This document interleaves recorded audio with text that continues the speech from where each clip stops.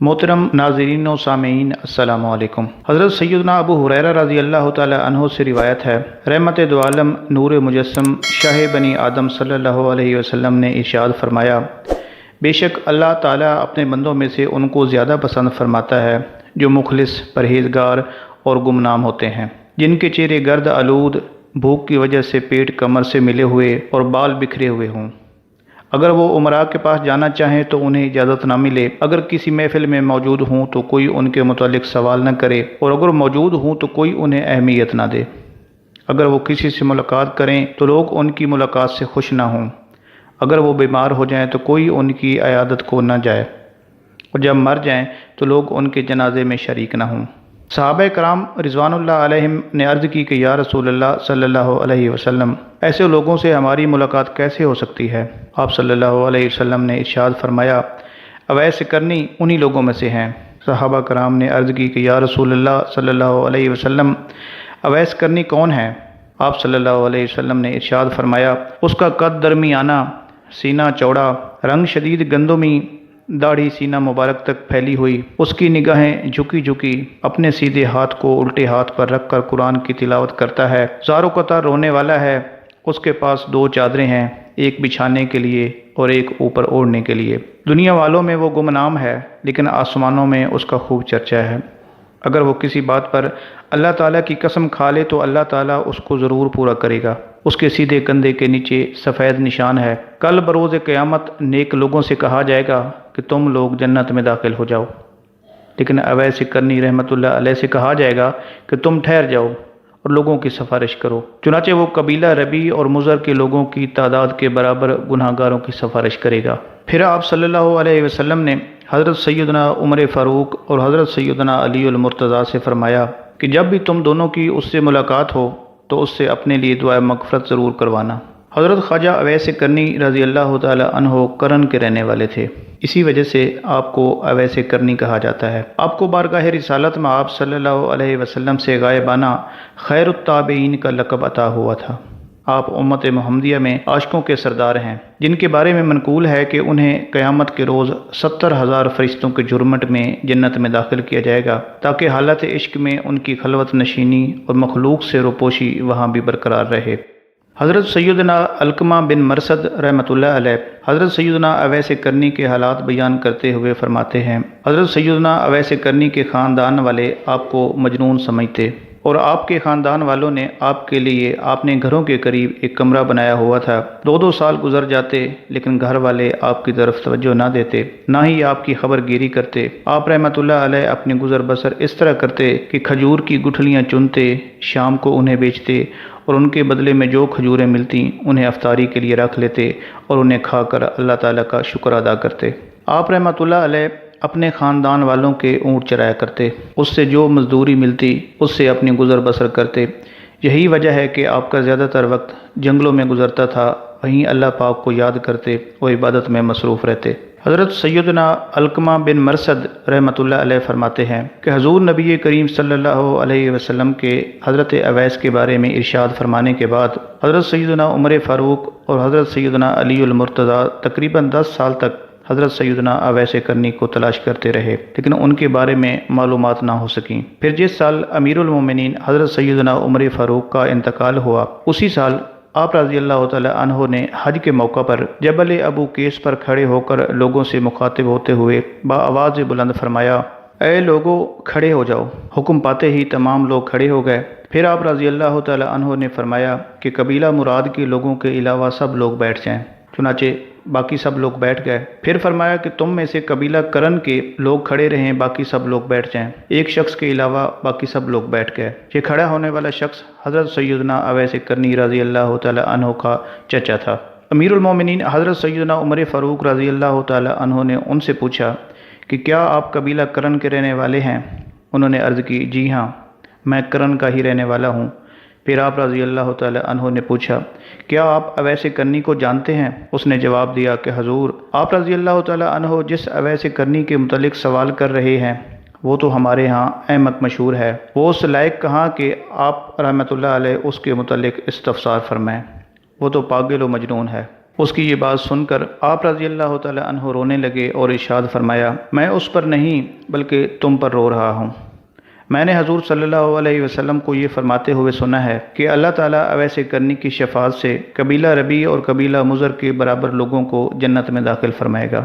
پھر تھوڑی دیر کے بعد آپ رضی اللہ تعالی عنہ نے اس بوڑھے شخص سے پوچھا کہ تیرا وہ بھتیجا کہاں ہے؟ کیا وہ ہمارے حرم میں موجود ہے؟ اس نے جواب دیا، جی ہاں، وہ حرم شریف ہی میں موجود ہے، شاید اب وہ میدان عرفات کی طرف ہوگا۔ یہ سن کر امیر المومنین حضرت سیدنا عمر فاروق اور حضرت مولا علی المرتضیٰ فوراً میدان عرفات کی طرف چل دیے۔ جب وہاں پہنچے تو دیکھا کہ وہ عاشق صادق ایک درخت کے نیچے نماز پڑھ رہا ہے اور اونٹ اس کے ارد گرد چل رہے ہیں۔ یہ دیکھ کر حضرت سیدنا فاروق اعظم اور حضرت سیدنا علی المرتضیٰ اپنی سواریوں سے نیچے اتر آئے اور عاشق صادق کے پاس آ کر سلام کیا۔ حضرت سیدنا اویس کرنی رحمۃ اللہ علیہ نے نماز کو مختصر کیا اور نماز سے فارغ ہو کر سلام کا جواب دیا۔ امیر المومنین حضرت سیدنا عمر فاروق اور حضرت سیدنا علی المرتضیٰ نے پوچھا کہ اے شخص، تو کون ہے؟ اس نے جواب دیا کہ میں اپنی قوم کا مزدور اور چرواہا ہوں۔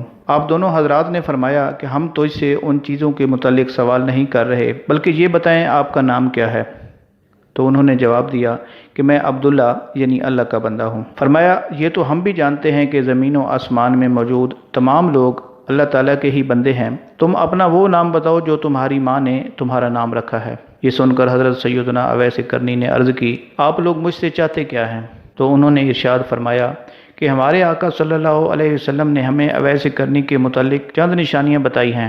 ہم آپ کی باتوں اور رنگت کے متعلق بتائی ہوئی نشانیاں تو آپ میں دیکھ چکے ہیں، لیکن ہمارے آقا صلی اللہ علیہ وسلم نے ایک نشانی اور بھی بتائی تھی کہ اس کے سیدھے کندھے کے نیچے ایک سفید نشان ہوگا، لہٰذا آپ رحمۃ اللہ علیہ ذرا اپنا سیدھا کندھا ہمیں دکھا دیں، اگر وہ نشان موجود ہوا تو ہم پہچان جائیں گے کہ آپ رحمۃ اللہ علیہ کے متعلق ہمارے مصطفیٰ صلی اللہ علیہ وسلم نے یہ خبر دی تھی۔ یہ سن کر حضرت سیدنا اویس کرنی نے اپنے کندھے سے چادر ہٹائی تو آپ کے مبارک کندھے کے نیچے وہ سفید نشان موجود تھا۔ نشان دیکھتے ہی دونوں صحابہ نے حضرت سیدنا اویس کرنی کو بوسہ دیا اور فرمایا، ہم گواہی دیتے ہیں کہ تم ہی وہ اویس ہو جس کے متعلق ہمیں حضور صلی اللہ علیہ وسلم نے خبر دی تھی۔ اللہ تعالیٰ آپ پر رحم فرمائے، آپ رحمۃ اللہ علیہ ہمارے لیے مغفرت کی دعا کریں۔ یہ سن کر حضرت سیدنا اویس کرنی رحمۃ اللہ علیہ نے عرض کی کہ میں نہ تو صرف اپنے لیے استغفار کرتا ہوں اور نہ ہی کسی فرد معین کے لیے، بلکہ میں تو ہر مومن مرد و عورت کے لیے استغفار کرتا ہوں۔ آپ لوگوں پر اللہ نے میرا حال تو منکشف کر دیا ہے،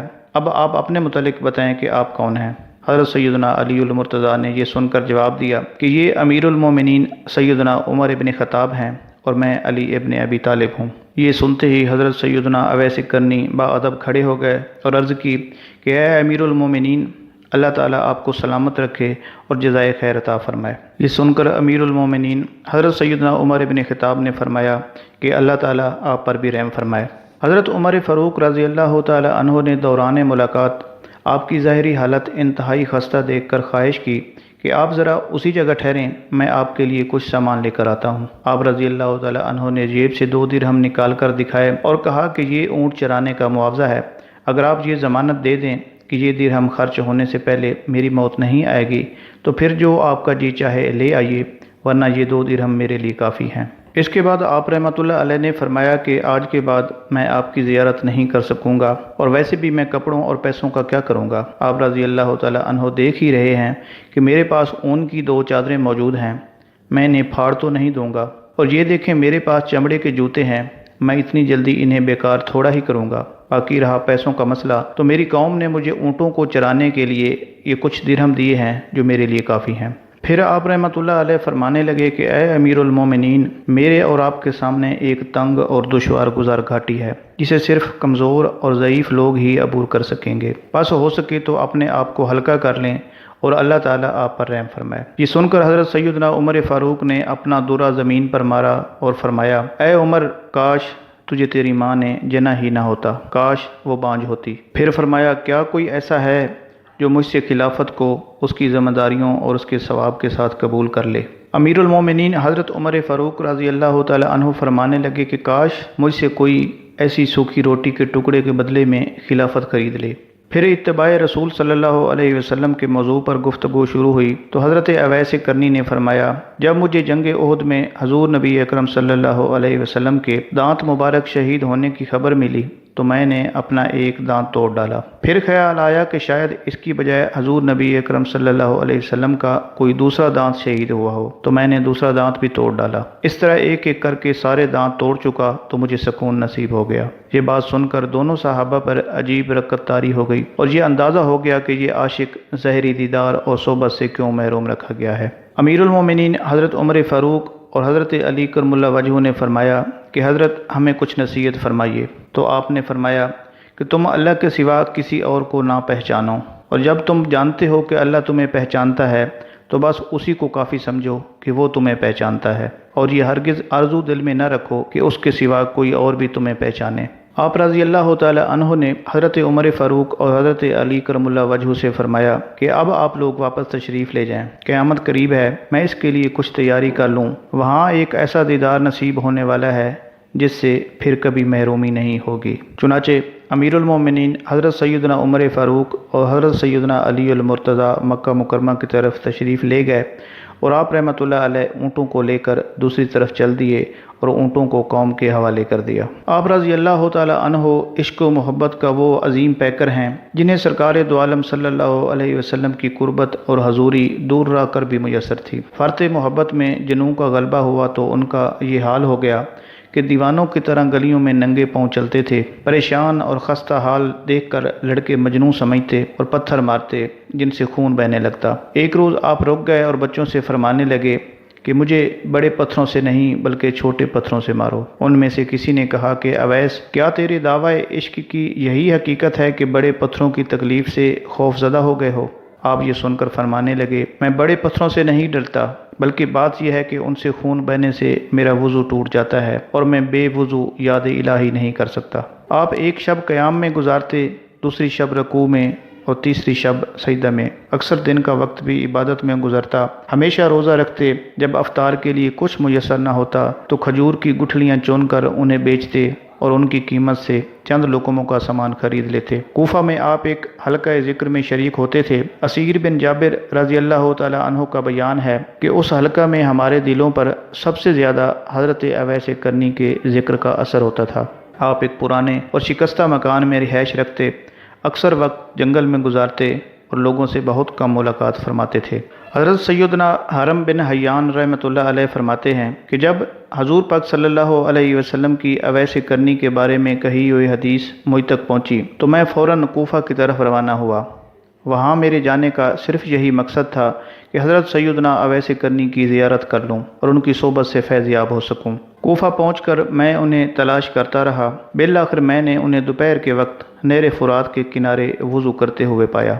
جو نشانیاں مجھے ان کے متعلق بتائی گئی تھیں ان کی وجہ سے میں نے انہیں فوراً پہچان لیا۔ ان کا رنگ انتہائی گندمی، جسم دبلا پتلا، سر گرد آلود اور چہرہ انتہائی باروب تھا۔ میں نے قریب جا کر انہیں سلام کیا، انہوں نے سلام کا جواب دیا اور میری طرف دیکھا۔ میں نے فوراً مصافحہ کے لیے ہاتھ آگے بڑھایا لیکن انہوں نے مصافحہ نہ کیا۔ میں نے کہا کہ اے اویس رحمۃ اللہ علیہ، اللہ آپ پر رحم فرمائے، آپ کیسے ہیں؟ ان کو اس حالت میں دیکھ کر ان سے شدید محبت کی وجہ سے میری آنکھیں بھر آئیں اور میں رونے لگا۔ مجھے روتا دیکھ کر وہ بھی رونے لگے اور مجھ سے فرمایا کہ اے میرے بھائی حرم بن حیان، اللہ آپ کو بھی سلامت رکھے، آپ کیسے ہیں اور میرے بارے میں آپ کو کس نے بتایا ہے کہ میں یہاں ہوں؟ میں نے کہا کہ مجھے اللہ تعالیٰ نے تمہاری طرف راہ دکھائی ہے۔ حضرت سیدنا حرم بن حیان رحمۃ اللہ علیہ فرماتے ہیں کہ پھر میں نے ان سے پوچھا کہ آپ کو میرا اور میرے والد کا نام کیسے معلوم ہوا، حالانکہ آج سے پہلے نہ کبھی میں نے آپ کو دیکھا اور نہ ہی آپ نے مجھے دیکھا۔ یہ سن کر حضرت اویس رحمۃ اللہ علیہ نے فرمایا کہ مجھے میرے علیم و خبیر پروردگار نے خبر دی ہے۔ اے میرے بھائی حرم بن حیان، میری روح تیری روح کو اس وقت سے جانتی ہے جب عالم ارواح میں تمام روحوں کی آپس میں ملاقات ہوئی تھی۔ بے شک بعض مومن اپنے بعض مومن بھائیوں کو جانتے ہیں اور وہ اللہ تعالیٰ کے حکم سے ایک دوسرے سے الفت و محبت رکھتے ہیں، اگرچہ ان کی بظاہر ملاقات نہ ہوئی ہو، اگرچہ وہ ایک دوسرے سے بہت دور بھی رہتے ہوں۔ پھر میں نے ان سے کہا کہ اللہ تعالیٰ آپ پر رحم فرمائے، مجھے رسول صلی اللہ علیہ وسلم کی کوئی حدیث سنائیے۔ یہ سن کر انہوں نے فرمایا کہ حضور صلی اللہ علیہ وسلم پر میرے ماں باپ قربان، مجھے تو آپ صلی اللہ علیہ وسلم کی صحبت بابرکت نصیب ہوئی اور نہ ہی ان کی زیارت سے میں مشرف ہو سکا۔ ہاں اتنا ضرور ہے کہ میں نے ان عظیم ہستیوں کی زیارت کی ہے جن کی نظریں میرے آقا و مولا حضور صلی اللہ علیہ وسلم کے چہرے کی زیارت کر چکی ہیں۔ میں اس بات کو پسند نہیں کرتا کہ اپنے اوپر اس بات کا دروازہ کھول لوں کہ لوگ مجھے محدث، مفتی یا راوی کہیں۔ میں ان لوگوں سے دور رہنا چاہتا ہوں اور اپنی اس حالت میں خوش ہوں۔ پھر میں نے کہا کہ اے میرے بھائی، مجھے اللہ تعالیٰ کے کلام سے کچھ تلاوت سنا دیجیے اور مجھے کچھ نصیحت فرمائیے تاکہ میں اسے یاد رکھوں۔ بے شک میں آپ رحمۃ اللہ علیہ سے صرف اللہ تعالیٰ کی رضا کی خاطر محبت کرتا ہوں۔ یہ سن کر حضرت سیدنا اویس کرنی نے میرا ہاتھ پکڑا اور اعوذ باللہ من الشیطان الرجیم پڑھ کر فرمایا کہ میرے رب کا کلام سب کلاموں سے اچھا ہے۔ پھر آپ رحمۃ اللہ علیہ نے سورہ دخان کی چند آیتیں تلاوت فرمائیں۔ آپ رحمۃ اللہ علیہ نے جب یہ چند آیتیں پڑھیں پھر ایک زوردار چیخ ماری اور بے ہوش ہو گئے۔ میرے گمان کے مطابق شاید آپ رحمۃ اللہ علیہ بے ہوش ہو گئے تھے۔ جب انہیں کچھ افاقہ ہوا تو فرمانے لگے کہ اے ابن حیان، تیرا باپ فوت ہو چکا، عنقریب تو بھی اس دنیا سے رخصت ہو جائے گا، پھر یا تو تیرا ٹھکانہ جنت میں ہوگا یا پھر معاذ اللہ جہنم میں۔ اے ابن حیان، تیرا باپ حضرت سیدنا آدم علیہ السلام اور تیری ماں حضرت سیدنا حوا رضی اللہ تعالی عنہا اس دنیا فانی سے جا چکے۔ حضرات انبیاء کرام، حضرت سیدنا نوح علیہ السلام، حضرت سیدنا ابراہیم خلیل اللہ، حضرت سیدنا موسیٰ کلیم اللہ، حضرت سیدنا داؤد علیہ السلام اور ہمارے پیارے آقا مصطفیٰ صلی اللہ علیہ وسلم بھی اس دنیا سے زہری پردہ فرما چکے۔ خلیفہ اول امیر المومنین حضرت سیدنا صدیق اکبر کا بھی انتقال ہو گیا، اور میرے بھائی اور دوست خلیفہ ثانی امیر المومنین حضرت سیدنا عمر فاروق کا بھی وصال ہو گیا۔ جب میں نے یہ سنا تو فوراً کہا کہ حضور، یہ آپ رحمۃ اللہ علیہ کیا فرما رہے ہیں؟ حضرت سیدنا عمر فاروق تو ابھی حیات ہیں، ان کا ابھی وصال نہیں ہوا۔ یہ سن کر آپ نے فرمایا کہ مجھے میرے پروردگار نے خبر دی ہے اور میرا دل اس بات کی گواہی دیتا ہے کہ ان کا انتقال ہو چکا ہے۔ عنقریب میں اور آپ بھی اس دنیا فانی سے رخصت ہو جائیں گے۔ پھر آپ رحمۃ اللہ علیہ نے حضور صلی اللہ علیہ وسلم کی بارگاہ اقدس میں درود و سلام بھیجا اور آہستہ آہستہ دعائیں مانگنا شروع کر دیں۔ پھر فرمایا کہ میری ایک نصیحت ہمیشہ یاد رکھنا۔ اللہ کی کتاب قرآن مجید میں اللہ پاک کے تمام احکامات آ چکے۔ تمام انبیاء کرام اور اولیاء کرام کا اس دنیا سے کوچ کر جانا ہمارے لیے ایک بڑی نصیحت ہے۔ ہمیشہ موت کو یاد رکھنا، اپنے دل کو دنیا میں نہ الجھانا، اور جب تو یہاں سے اپنی قوم کے پاس جائے تو انہیں عذاب آخرت سے خوب ڈرانا اور تمام لوگوں کا خیر خواہ بن کر رہنا اور کبھی بھی جماعت سے دور نہ ہونا۔ اگر تو مسلمانوں کی بڑی جماعت سے جدا ہو گیا تو دین سے جدا ہو جائے گا، تجھے معلوم بھی نہ ہوگا اور تو جہنم میں داخل ہو جائے گا۔ پھر فرمایا کہ اے میرے بھائی، تو میرے لیے بھی دعا کرنا اور مجھے بھی دعاؤں میں یاد رکھنا۔ اس کے بعد آپ رحمۃ اللہ علیہ اللہ کی بارگاہ میں دعا کرنے لگے کہ اے پروردگار، حرم بن حیان کا گمان ہے کہ یہ مجھ سے تیری خاطر محبت کرتا ہے اور تیری رضا کی خاطر مجھ سے ملاقات کرنے آیا ہے۔ یا اللہ، مجھے جنت میں اس کی پہچان کرا دینا اور جنت میں بھی میری اس سے ملاقات کرا دینا۔ اے اللہ، جب تک یہ دنیا میں باقی رہے اس کی حفاظت فرما اور اسے تھوڑی ہی دنیا پر راضی رہنے کی توفیق عطا فرما۔ اے اللہ،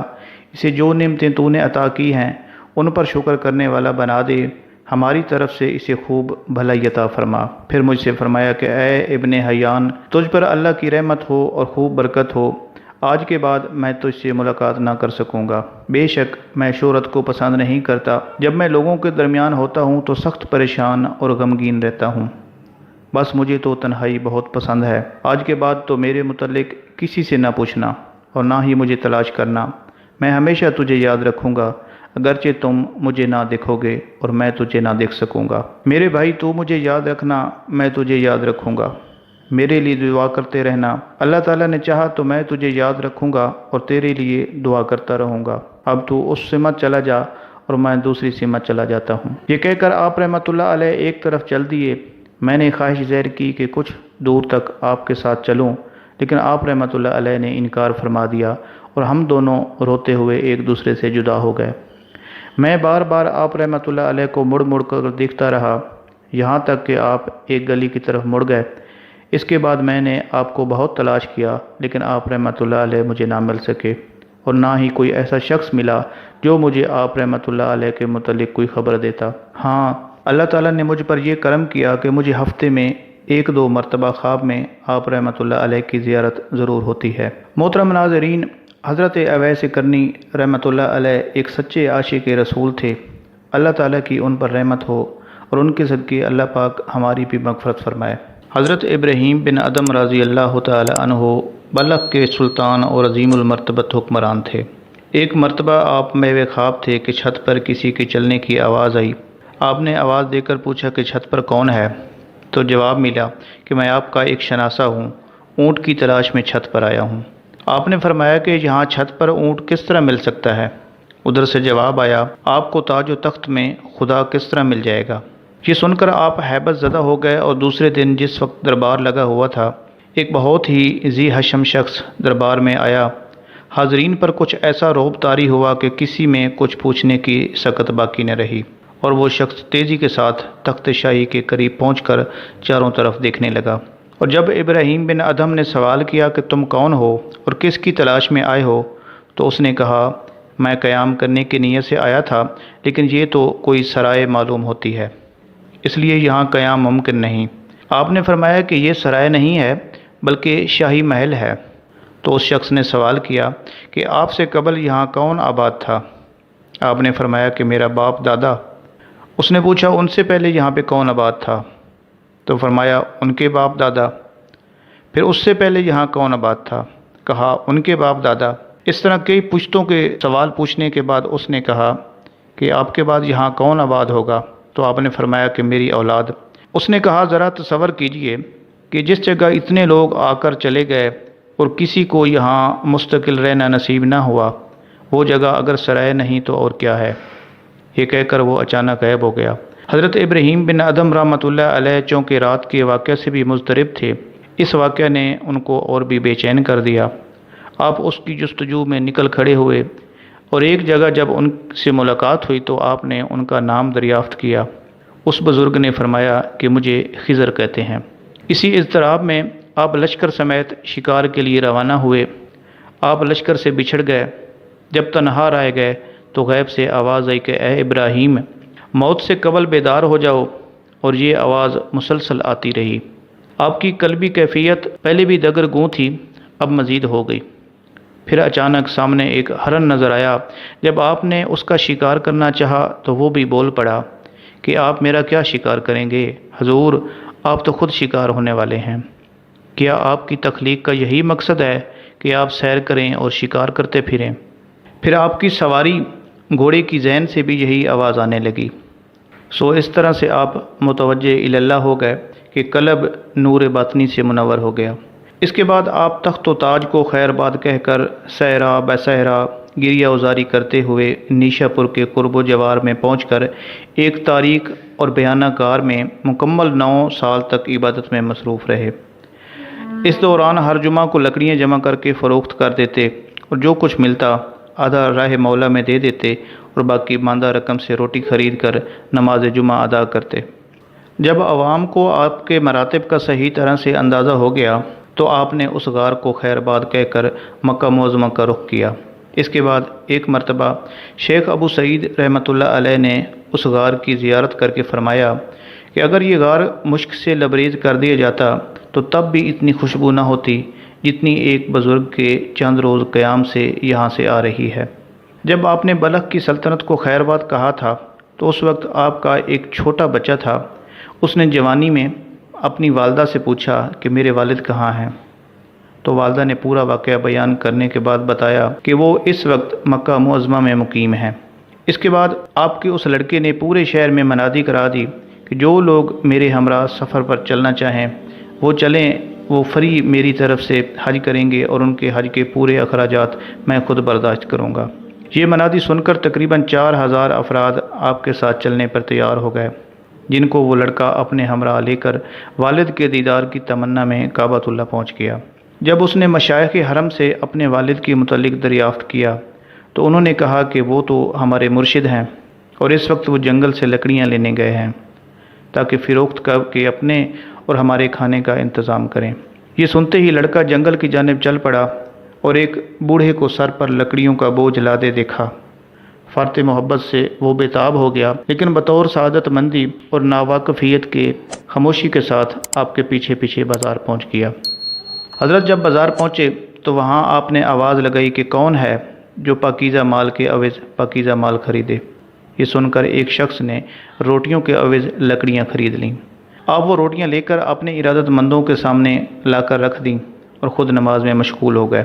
آپ اپنے ارادت مندوں کو ہمیشہ یہ ہدایت فرماتے کہ کبھی کسی عورت یا بے ریش لڑکے کو نظر بھر کر نہ دیکھنا، اور خصوصاً اس وقت بہت محتاط رہنا جب ایام حج کے دوران کثیر عورتیں اور بے ریش لڑکے جمع ہو جاتے ہیں، اور تمام افراد اس ہدایت کے پابند رہتے۔ آپ اپنے مریدوں کے ہمراہ حالت طواف میں تھے کہ آپ کا وہی لڑکا سامنے آ گیا۔ محبت پدری نے جوش مارا اور بے سختہ آپ کی نگاہیں اس پر جم گئیں۔ فراغت طواف کے بعد آپ کے ارادت مندوں نے عرض کی کہ اللہ آپ کے اوپر رحم فرمائے، آپ نے جس بات سے ہمیں باز رہنے کی ہدایت کی تھی اس میں تو آپ خود ملوث ہو گئے، کیا آپ اس کی وجہ بیان کر سکتے ہیں؟ تو آپ نے فرمایا کہ یہ بات تو تمہارے علم میں ہی ہے کہ جب میں بلخ کا بادشاہ تھا اور میں نے بلخ کو چھوڑا تو اس وقت میرا ایک چھوٹا سا بیٹا تھا، اور مجھے یقین ہے کہ وہی بچہ ہے جو مجھے آج ملا ہے۔ پھر اگلے دن آپ کا ایک مرید جب بلخ کے قافلے کی تلاش کرتا ہوا وہاں پہنچا تو دیکھا کہ وہی لڑکا خیمہ میں ایک کرسی پر بیٹھا ہوا تلاوت قرآن مجید کر رہا ہے۔ جب آپ کے لڑکے نے آپ کے مرید سے آمد کا مقصد دریافت کیا تو مرید نے سوال کیا کہ آپ کس کے صاحبزادے ہیں؟ یہ سنتے ہی اس لڑکے نے روتے ہوئے کہا کہ میں نے اپنے والد کو نہیں دیکھا، لیکن کل ایک بوڑھے لکڑہارے کو دیکھ کر یہ محسوس ہوا کہ شاید یہی میرے والد ہیں، اور اگر میں ان سے کچھ پوچھ گچھ کرتا تو یہ اندیشہ تھا کہ وہ فرار ہو جاتے، کیونکہ وہ گھر سے فرار ہو گئے تھے، اور ان کا اسم گرامی ابراہیم بن ادھم ہے۔ یہ سن کر مرید نے کہا کہ چلیے میں آپ کی ان سے ملاقات کرا دوں۔ وہ اپنے ہمراہ آپ کی بیوی اور اس بیٹے کو لے کر بیت اللہ میں داخل ہو گیا۔ جس وقت بیٹے کی نظر آپ پر پڑی تو فرط محبت سے بے تاب ہو گئے۔ دونوں باپ بیٹا لپٹ گئے اور روتے روتے بے ہوش ہو گئے۔ ہوش میں آنے کے بعد جب حضرت ابراہیم بن ادھم رحمۃ اللہ علیہ نے پوچھا کہ تمہارا دین کیا ہے تو بیٹے نے جواب دیا اسلام۔ پھر سوال کیا کہ کیا تم نے قرآن کریم پڑھا ہے؟ لڑکے نے اس بات میں جواب دیا۔ پھر پوچھا کہ اس کے علاوہ اور بھی کچھ تعلیم حاصل کی ہے؟ لڑکے نے کہا جی کی ہے۔ یہ سن کر فرمایا کہ الحمدللہ۔ اس کے بعد جب آپ جانے کے لیے اٹھے تو بیوی اور بچے نے اصرار کر کے آپ کو روک لیا، جس کے بعد آپ نے آسمان کی طرف چہرہ اٹھا کر کہا کہ یا الہی اغثنی۔ یہ کہتے ہی آپ کے صاحبزادے زمین پر گر پڑے اور فوت ہو گئے۔ جب ارادت مندوں نے سبب دریافت کیا تو فرمایا کہ جب میں بچے سے ہم آغوش ہوا تو وہ پورے جذبات اور فرط محبت سے بے تاب ہو گیا تھا، اور اسی وقت ندا آئی کہ ہم سے دوستی کا دعویٰ کرتے ہو اور دوسروں سے محبت رکھتے ہو۔ یہ ندا سن کر میں نے عرض کی کہ ہم دونوں میں سے کسی ایک کو مولا تو لے لے۔ چنانچہ لڑکے کے حق میں دعا قبول ہو گئی۔ ایک مرتبہ لوگوں نے سوال کیا کہ آپ نے سلطنت کو کیوں خیر باد کہا؟ فرمایا کہ ایک دن آئینہ لیے ہوئے میں تخت شاہی پر متمکن تھا تو اس وقت مجھے خیال آیا کہ نہ تو میرے پاس طویل سفر کے لیے زیادہ راہ ہے اور نہ ہی کوئی حجت و دلیل ہے، جبکہ میری آخری منزل تو قبر ہے اور حاکم بھی عادل و منصف ہے۔ بس یہ خیال آتے ہی میرا دل بجھ سا گیا اور مجھے سلطنت سے شدید نفرت ہو گئی۔ پھر فرمایا کہ جس کو 3 حالتوں میں دل جمی حاصل نہ ہو تو سمجھے کہ اس کے اوپر باب رحمت بند ہو چکا ہے۔ اول تلاوت کلام مجید کے وقت، دوم حالت نماز میں، اور سوم ذکر و فکر اور شغل عبادت کے وقت۔ اور عارف کی شناخت بھی یہی ہے کہ وہ ہر شے میں حصول عبرت کے لیے غور و فکر کرے۔ آپ اکثر یہ فرمایا کرتے تھے کہ میں نے ایک غلام خرید کر جب اس کا نام دریافت کیا تو اس نے جواب دیا کہ غلام کا کیا نام ہے، آپ جس نام سے پکاریں اس کا وہی نام ہے۔ پھر میں نے اس سے سوال کیا کہ تم کیا کھاتے ہو؟ غلام نے جواب دیا کہ جو آقا کھلا دے۔ میں نے پھر پوچھا کہ تمہاری خواہش کیا ہے تو اس نے جواب دیا کہ جو آپ کی خواہش ہے، غلام کو ان چیزوں سے کیا پرواہ۔ یہ سن کر میں نے سوچا کہ کاش میں بھی اپنے مولا کا یوں ہی اطاعت گزار بندہ ہوتا تو کتنا بہتر تھا۔ کسی نے پوچھا کہ آپ کے اوقات کن مشاغل میں گزرتے ہیں تو فرمایا کہ میرے پاس 4 سواریاں ہیں۔ جب نعمت حاصل ہوتی ہے تو شکر کی سواری پر اس کے سامنے جاتا ہوں، جب فرما برداری کرتا ہوں تو خلوص کی سواری پر سامنے آ جاتا ہوں، اور جب معصیت کا مرتکب ہوتا ہوں تو ندامت اور توجہ کی سواری پر حاضر ہوتا ہوں، اور جب مصائب میں مبتلا ہوتا ہوں تو صبر کی سواری سے کام لیتا ہوں۔ حضرت ابراہیم بن ادم رضی اللہ تعالی عنہ تخت شاہی چھوڑنے کے بعد کچھ عرصہ انگوروں کے باغ میں مالی کا کام بھی کرتے تھے۔ ایک مرتبہ وہاں سے ایک فوجی کا گزر ہوا تو اس نے انگور مانگے۔ آپ نے فرمایا کہ مالک نے مجھے اجازت نہیں دی۔ سپاہی نے کوڑے مارنا شروع کر دیے۔ آپ نے اپنا سر جھکا لیا اور کہا کہ اس سر کو خوب مارو، اس نے کافی عرصہ تک اللہ تعالیٰ کی نافرمانی کی ہے۔ فوجی تھکا ہار کر چلا گیا۔ پرہیزگاری میں حضرت ابراہیم بن ادم رضی اللہ تعالی عنہ کی منزل بہت اوپر تھی۔ آپ فرماتے کہ روزی کو پاک رکھو۔ اگر تم دن کو روزہ رکھو اور رات کو قیام بھی نہ کر سکو تو اس میں اتنا نقصان نہیں جتنا نقصان ناپاک روزی کھانے میں ہے۔ حضرت ابراہیم بن ادم رضی اللہ تعالی عنہ اکثر دعا مانگا کرتے تھے کہ خدایا مجھے اپنی نافرمانی کی ذلت سے نکال کر اپنی تابعداری کی عزت کی طرف منتقل کر دے۔ اللہ کریم سے دعا ہے کہ ہمیں بھی حضرت ابراہیم بن ادم رضی اللہ تعالی عنہ جیسا ذوق و شوق عطا فرمائے۔ اپنا خیال رکھیے گا، دعاؤں میں یاد رکھیے گا۔ اللہ حافظ۔